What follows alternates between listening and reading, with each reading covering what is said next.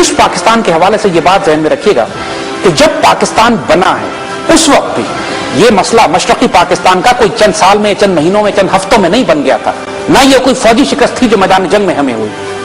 पाकिस्तान बनने के फौरन बाद ही फितनों का, साजिशों का आगाज मशरकी पाकिस्तान से हो गया था। कायद आज़म ने जब पहला दौरा किया ढाका का, तो वहीं पर फसादियों ने उनसे सवाल करना शुरू कर दिया जबान की बुनियाद पर कि पाकिस्तान की जबान उर्दू होगी या बंगाली होगी। और कायद आज़म ने बड़ा सख्त जवाब उनको दिया, क्योंकि वो समझ गए कि ये सारा इंडियन लॉबी की तरफ से फितना और फसाद बर्पा किया गया है। तो कायद आज़म ने बड़ा सख्त जवाब ये दिया कि पाकिस्तान की जबान, कौमी जबान उर्दू होगी। बंगाल के बारे में ये बात ज़हन में रखिएगा कि मुसलमानों के तमाम सूबों में, जो कि इंडिया में ओवरऑल मुसलमान पसमानदा ही थे, लेकिन बंगाल के जो सूबे थे, खासतौर पर मशरकी पाकिस्तान के इलाके जिस सूबों से बने, वहां पे मुसलमानों का तालीमी मेयार भी बहुत कम था, मुसलमान गरीब भी बहुत थे, और तमाम एग्रीकल्चर, इंडस्ट्री और तालीम का जितना भी निजाम था वो हिंदुओं के हाथ में था, और मुस्लिम लीग का काम वहां बहुत कमजोर था।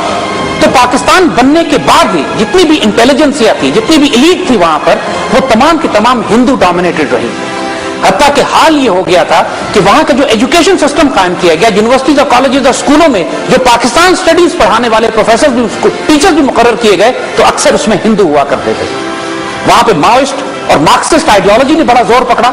एक मौलाना वहां पे जो अपने आप को भाषानी, मौलाना भाषानी के नाम से जो मशहूर थे, जो माओइस्ट थे, उन्होंने बड़ा जोर पकड़ा। पूरे बांग्लादेश में उनको बहुत ज्यादा इज्जत की निगाह से, उस वक्त के ईस्ट पाकिस्तान में इज्जत की निगाह से देखा जाता था। और दूसरा एक मार्क्सिस्ट, जिसका बहुत ज्यादा झुकाव मार्क्सिज्म और इंडिया की तरफ था, शेख मुजीबुर रहमान, वो भी 1948 और अर्ली 50s के बाद से ही एक्टिव हो चुका था वहां पे अपना काम करने में।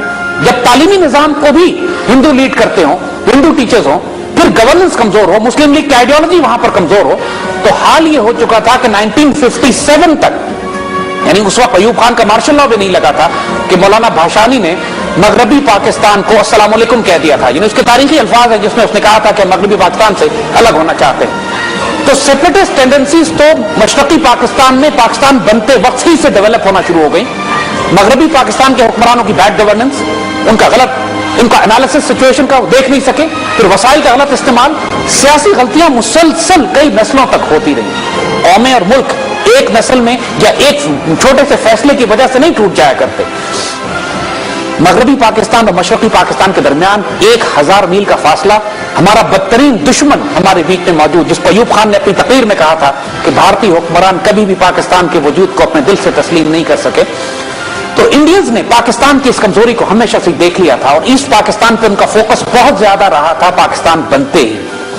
बहुत बड़ी तादाद में Marxist, Maoist, pro Indian elements, liberal, seculars, इस्लामी जमातें तो प्रैक्टिकली वजूद ही नहीं रखती थी। पाकिस्तान की आइडियोलॉजी और आइडेंटिटी मशरकी पाकिस्तान में बहुत कमजोर हो चुकी थी।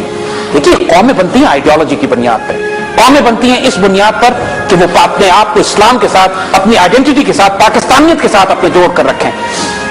लेकिन जब हुकूमतों की कमजोरी हो, एडमिनिस्ट्रेशन कमजोर हो, माशी वसाइल की तकसीम ठीक ना की जाए, गवर्नेंस खराब हो, और फिर दुश्मन हॉस्टाइल आइडियोलॉजीज, रुपया, पैसा, फंडिंग, ये तमाम चीजें किसी मुल्क में दाखिल करना शुरू कर दें, तो फिर आइडियोलॉजी कमजोर होती है और मुल्क के टूटने के प्रस्ताव बनते हैं। लेकिन यही बात, ये सब कुछ चंद सालों में नहीं होता। 1947 से जो फसाद शुरू हुआ, तकरीबन 25 साल लगे उसको अपनी शक्ल में अमल पजीर होते हुए कि जाके मशरकी पाकिस्तान हमसे अलग हो। 1965 की वॉर में इंडिया को बड़ी सख्त मार पड़ी, और उसके बाद इंडियंस ने फोकस कर लिया कि हमारी आइंदा आने वाली जंगों में तवज्जो मशरकी पाकिस्तान पर होगी, और हम उसको तोड़ने के लिए पूरा जोर लगाएंगे। अब 40 साल होने को आए हैं 1971 के क्राइसिस को, तकरीबन अगले 2011 में 40 साल हो जाएंगे, और अब बहुत ज्यादा डॉक्यूमेंट्स रिलीज हो चुके हैं, आर्टिकल्स लिखे जा चुके हैं मशरकी पाकिस्तान के क्राइसिस पे, ईस्ट पाकिस्तान की उस जंग पे।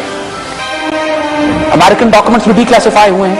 खुद मुक्ति बाहिनी के उन गुरीलों ने, जिन्होंने पाकिस्तान के खिलाफ जंग की थी, उन्होंने किताबें लिखी हैं और अपनी सारी वाकयात और हकीकत बयान की है। इंडियन राइटर्स बहुत सारे सामने आ गए हैं कि जिन्होंने 1971 के वाकयात को सामने रखा है।